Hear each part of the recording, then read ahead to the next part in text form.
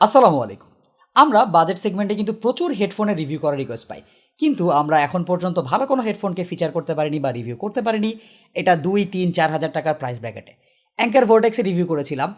But recently আমাদের কাছে Oneodio A70 fusion এবং আরেকটা প্রো মডেল এসেছে।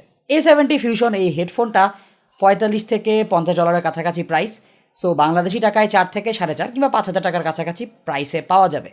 বাট এটা সাউন্ড কোয়ালিটি আমাকে খুবই অবাক করেছে। সাউন্ড কোয়ালিটি ভালো, প্লাস এখানে ওয়্যার্ড এবং ওয়্যারলেস দুটো কানেকশান ইউজ করা যায়। সো সব কিছু মিলিয়ে এই Oneodio A70s এর রিভিউটা একটা পজিটিভ রিভিউ হতে যাচ্ছে। সো ভিডিও শুরুতেই আমাদের রিকমেন্ডেশন থাকলো যে A70 এই হেডফোনটা একটা চমৎকার হেডফোন, 4 থেকে 4.5 হাজার টাকা প্রাইস ব্র্যাকেটে। ভিডিও শুরু করে ফেলা যাক। যারা এখনও আমাদের চ্যানেলটিকে সাবস্ক্রাইব করেননি তারা সাবস্ক্রাইব করে নেবেন এবং পুরো ভিডিওটা সাথে থাকবেন।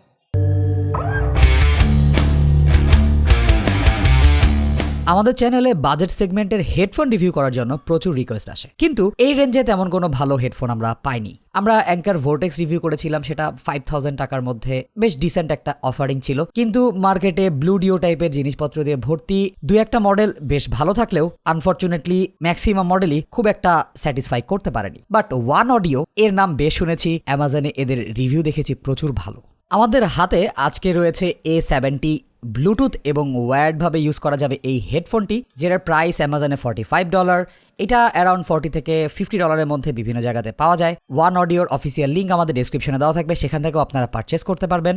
আনবক্সিং থেকে আপনি ফুল আইডিয়া পেয়ে যাবেন। দুটো কেবল রয়েছে, আর চার্জিং করার জন্য মাইক্রো ইউএসবি কেবল রয়েছে, আর এখানে একটা সফট ক্যারিং পাউচ রয়েছে যেটা খুব বেশি সাপোর্টিভ না, বাট চলে যাবে কাজ। সো Oneodio A70 হেডফোনটা একটা ভার্সেটাইল বাজেট হেডফোন, যেটা অনেকটা ডিজে হেডফোনের মতো এবং ব্লুটুথ কানেক্টিভিটি রয়েছে। খুবই লাইট কিন্তু প্রচন্ড পরিমাণে কমফোর্টেবল ছিল। প্লাস্টিক বিল্ড এই হেডফোনটি বিল্ড কোয়ালিটি আমাকে 4 থেকে 4.5 হাজার টাকার রেঞ্জের হেডফোনগুলোর থেকে কোনো অংশে কম বলে মনে হয়নি। এয়ার কাপগুলো প্রচুর কমফোর্টেবল এবং অনেক সফট, বড়, সো ওভার দ্য এয়ার স্টাইলের। সো কানটাকে পুরোটা ঢেকে রাখবে। কান যদি খুব বেশি বড় না হয় তাহলে পুরো কানকে কভার করে রাখতে এটা সক্ষম। আর ব্লুটুথের সাথে সাথে এখানে 3.5 এবং 6.5 মিলিমিটার পোর্ট রয়েছে। সো আপনি চাইলে এটাকে ওয়্যার্ড হেডফোন হিসেবে ইউজ করতে পারবেন, এবং এটার সাথে দুটো কেবল রয়েছে, একটা কয়েল কেবল এবং একটা স্ট্রেট কেবল।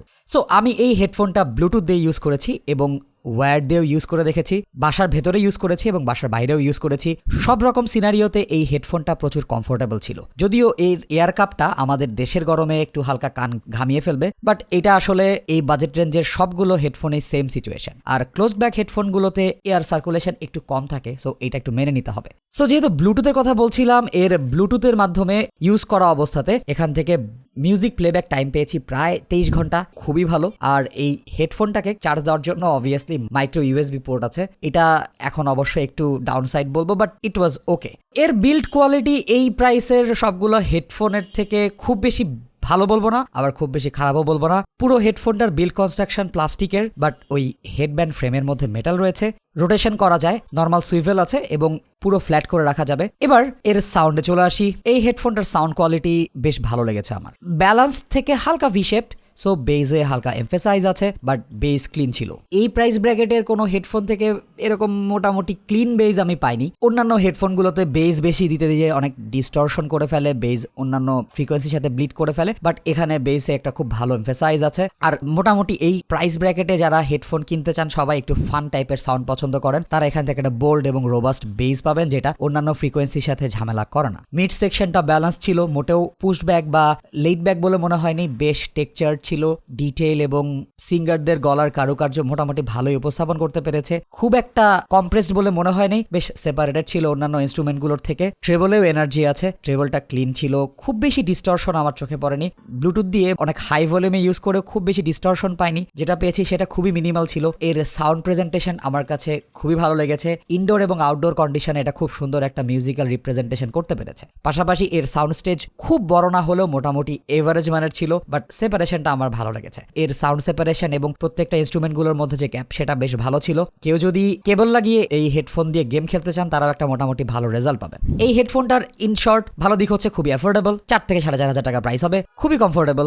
ওয়্যার্ড এবং ব্লুটুথ দুটো মোডে ইউজ করা যায় এবং এর ব্যাটারি লাইফ প্রায় 23 ঘন্টা প্লাস। খারাপ দিক হচ্ছে একটু সাইজে বড়, ওভার দ্য এয়ার শেপ এবং ব্লুটুথ, সো আলটিমেটলি এটা বাইরে ইউজ করতে একটু হয়তো বড় লাগতে পারে বেশি। বিল্ড কোয়ালিটি আর একটু বেটার হতে পারতো।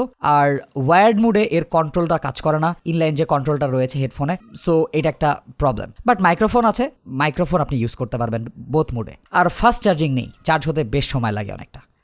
আশা করি ভিডিওটা আপনাদেরকে একটা পারচেজ ডিসিশন নিতে হেল্প করবে। 4000 টাকার রেঞ্জে আমার মনে হয় ব্লু ডিওর থেকে Oneodio A70s ওয়্যার্ড এবং ওয়্যারলেস কানেকশনে অনেক বেটার পারফর্ম করেছে। অ্যাঙ্কার ভোর্টেক্স যেহেতু মার্কেটে পাওয়া যায় না, এই হেডফোনটা কমফোর্টেবল, ব্লুটুথ কানেকশন আছে, ওয়্যার্ড দিয়ে ইউজ করতে পারবেন এবং সো অন। হেডফোনটা রিকমেন্ড করতে আমার মোটেও কোনো প্রবলেম নেই।